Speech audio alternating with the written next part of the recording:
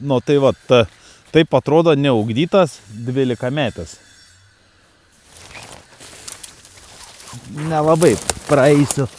Bet čia va tuos va lazdynus iškapoja. Šitas drebulės pasilieka. Šitie lazdynai išsikerta. Iš šitų augančių drebulių šitą išsikerta, šitą pasilieka. Šitą išsikerta. Tai realiai pasilieka tik vienas medelis augti. Čia jau išugdytas konkretus pavyzdys, kaip turi tvarkingai atrodyti. Išugdytas miškas. Tikėkimės, neužeis didelis sniegas ir neišlenks, bet čia nuo to jau niekas nėra apsaugotas.